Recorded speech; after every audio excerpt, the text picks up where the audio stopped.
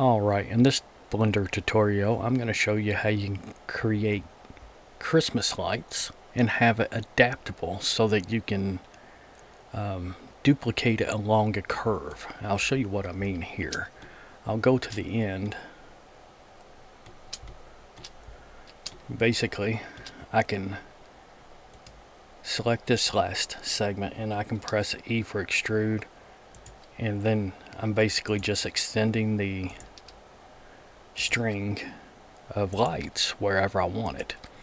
This could come in handy for, creating Christmas-like decorations. And also this process can be used for anything that you would need to follow a curve. Alright, I'm going to go ahead and click save on this so I can come back to it later just in case I need to restart the tutorial. But I'm going to go start a new project. I'm going to go ahead and hide my camera to get out of the way and go ahead and get rid of the cube if you have it, because you don't need it. I am using Blender 3.6, but it works the same in pretty much every version of Blender that I have ever used.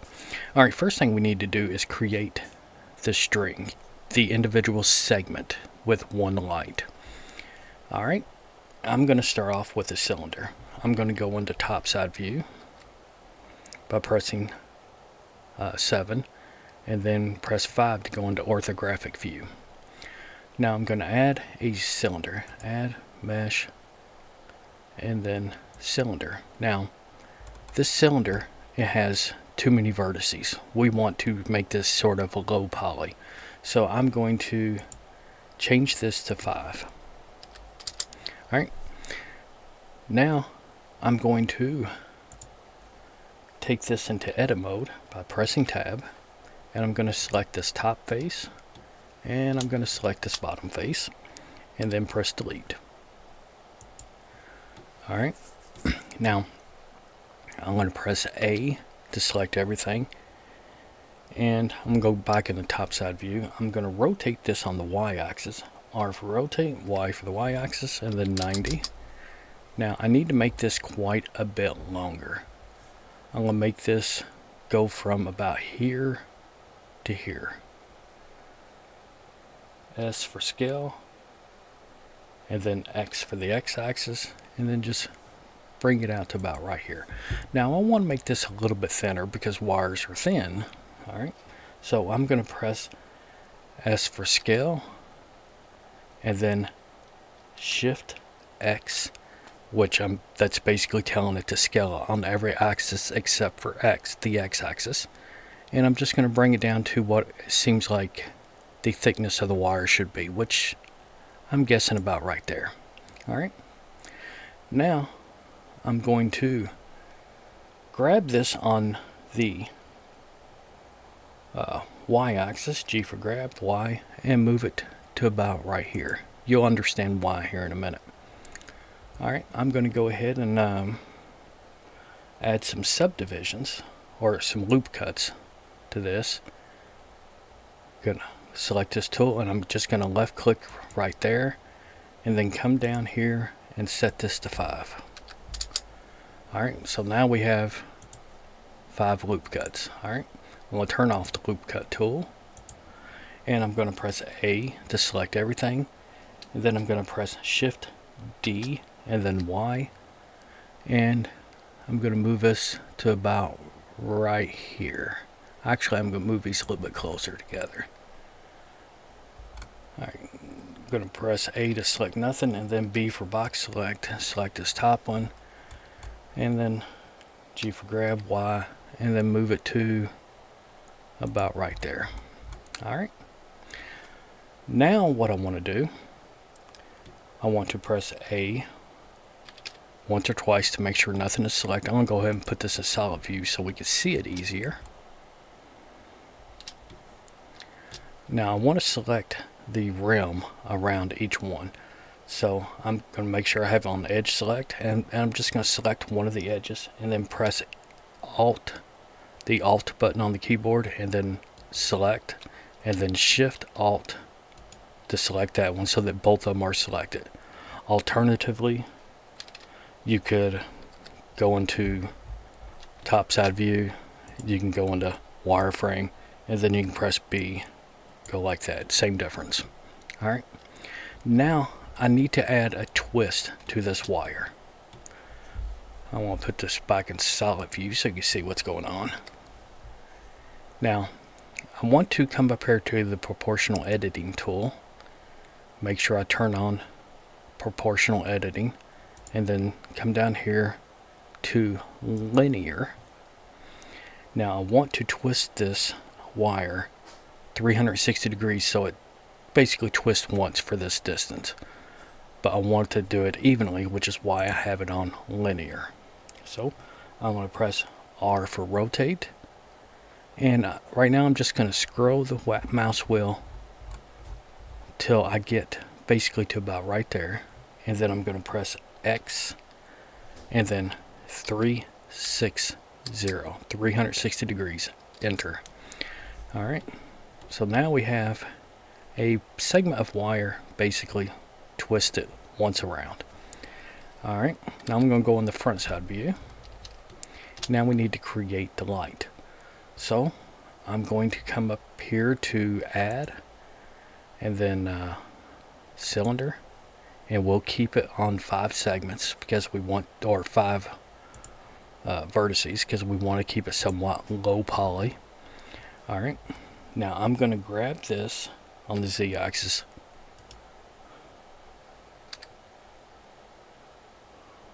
Oh, that's what's going on. I forgot to turn off proportional editing. G for grab, and then Z-axis, and just move it up here so we have room to work on it. And what I want to do is just scale this down to about that big. Alright, and then select the bottom face, and then scale this down about like that. Now I'm going to put this in wireframe real quick, so I can just box select and select all that, and then press, I'm going to go back into solid view so I can see what I'm doing a little bit better. I'm going to press G for grab, Z-axis, and then just, I'm going to have this intersecting one of these wires. So I'm going to go on top side view, and I'm going to press G for grab, Y, and move it over top this one. So now you can see it intersecting that wire. Alright, now I'm going to kind of zoom in a little bit so we can actually model the light. I'm going to select this top face, go back in the front side view, and I'm going to make this just a little bit bigger by pressing S for scale, and then I'm going to press E for extrude, and then bring this to about right there. Actually, I'm going to bring it on up to about right here, and then I'm going to press E for extrude, bring it up just a little bit, S for scale to make it just a little bit bigger, E for extrude, bring it up just a little bit, and then E for extrude again, bring it up just a little bit, and then S for scale, and bring it in to about the diameter of the glass part of the light. Alright, now I'm going to press E for extrude, bring it up to about right there, and then E for extrude, bring it to about right there, and then S for scale, make it slope in a little bit, E for extrude, bring it to about right there, and then scale it down, and then I'm just going to press E for extrude and then scale, just kind of topping it off. Alright, now let's go ahead and create some materials. I'm going to come over here to the materials tab, click new, and the first material we're going to create is the green color that the wires and the plastic pieces normally are. So I'm just going to choose a green color, make it kind of dark, and I'm going to add another color or another material, and this material is going to be the glass. I'm going to just change this to, actually I'm going to keep it at principle. I'm just going to come down here to the transmission, set that to 1, the alpha, set that to 0.5, and that's probably about right. Transmission roughness to about 0.1. Alright, now I'm going to make this a red color. And you don't have to make this a dark red, kind of a light red. Alright, now let's create the filament, the part that actually glows.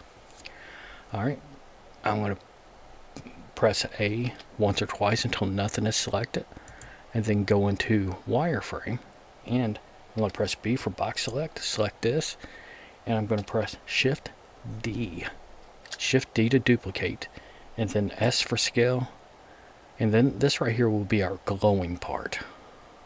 Alright, now I need to create another material, and this will be an emission. Change this from principal to emission, and we'll set this kind of a slight yellow color, not much yellow to it, just a little bit, and I'm going to turn this up to about 100. Alright, now let's start applying these materials. I did the emission last, right after I did this, so that we can just basically click assign, because that part's selected already. Now let's go into solid view and press A once or twice until nothing is selected, and then press, actually just going to select, oh wow, I tell you, we're going to do it, yeah, let's just do it that way. Press C for circle select, and then we'll just make sure we select all of this. Again, I'm pressing C for circle select. Make sure all of that's selected, even a little tip right here, and then we'll go to the glass material, and then we'll click assign. Now the rest of it's already the green color, because that's the first material we created. Alright, so now what we're going to do is exit edit mode, and we'll just go into render view just to see what that looks like. Close enough. Alright, now what we need to do now is make the size of this somewhat realistic, because if we look at it right now, it's 20 meters long. So yeah, that's some big Christmas lights. So we're going to scale this, S for scale, and then 0.1. It's still big, but at least it's smaller. But realistically, we'd make this smaller, more than likely, for whatever animation or image we're going to create. Now, we do need to apply the scale, otherwise what we're going to do next won't work right. So press Ctrl A and apply scale. Ctrl A and then apply scale. Alright, now we need to create a curve. I need to come up here to add and then curve, and I'm going to use a path, but you can use any curve you want, but the path, in my opinion, is easier to work with. Alright, now with this light select, I'm going to rename this light segment. Alright, with that selected, we need to add a couple of modifiers. We need to add an array modifier, add array, and then change this from fixed count to fit curve. Alright, and then on this curve we need to select the curve. Alright, now we need to add another modifier, add modifier, and this will be a curve modifier. Now this first array one is just saying duplicate this string to fit the length of the curve. Alright, this one is saying follow the curve. Alright, so on this one we'll just go ahead and select the curve. Alright, now if we go to the curve itself, go into edit mode, and we'll just select this first segment right here, and we'll go on the top side. I'm actually backwards here, but go on the top side view, and then press E for extrude. See how it extrudes? It keeps stretching that light string to fit the curve. there you go. It makes it very simple. So at this point you can just use your curve to guide it around whatever objects you want. And if you look at a render view, you have basically what I think looks halfway decent for something so simple. And once again, E for extrude, and you can control the how it curves. And of course it's low poly, so it's not going to look real good up close, not with sharp curves, but you know. Now this is something that in my opinion also needs to be done with stuff like this. And let me go ahead and go into solid view, select the camera, and if I was to render this right now, render image, it's kind of boring looking. You know, let me go ahead and put a surface behind it. So add, let me get out of edit mode, add mesh plane, S for scale, and we'll bring this up to about there, rotate x-axis, grab Y. Alright, now let's render it one more time. It's more difficult to see. Let me turn down the world lighting to 0.025 and render one more time. Alright, this is what I was trying to get at. It looks kind of boring. Christmas lights don't really look like that. So what you need to do, you need to come up here to the compositing, click on use nodes, and then just drag this one over, and you need to add a couple nodes here. Add, and then come down here to filter and choose glare. Now I'm just going to add this one here, and I'm going to press Shift D and add one here. Now this one I'm going to set it to fog, and we'll go ahead and set it to 9, put it on high, and on this, because this right here is going to kind of make it have the glow around it. Alright, and actually I'm going to add another node. I'm going to find the viewer node, and this is just going to let us see what's going on. Alright, I'm going to go back to the layout, and I'm going to press render one more time, and this is just to get it all up to speed.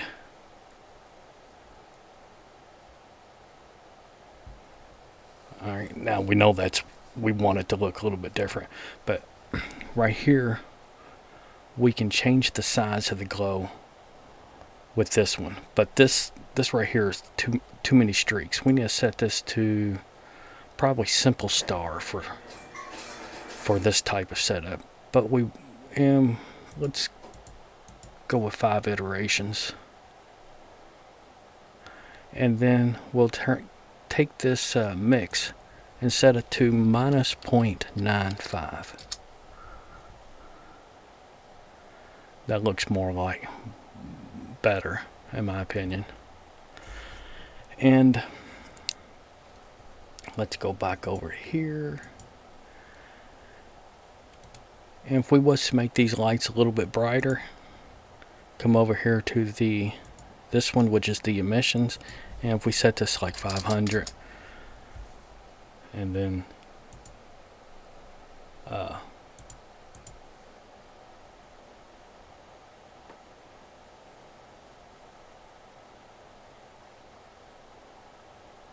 yeah, see, of course it's not very red. It's kind of a dull red, so we can adjust that as well.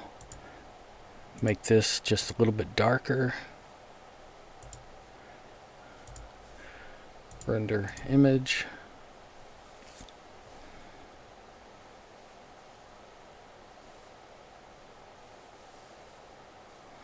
A little bit more red. Let's take this and make it a little bit dimmer, 200, and set this to a slight red color. Render image.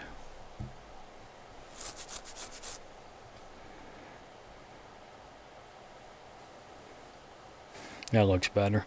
Of course, you'll have to play with it to make it look however you need for your scene. But that's pretty much it.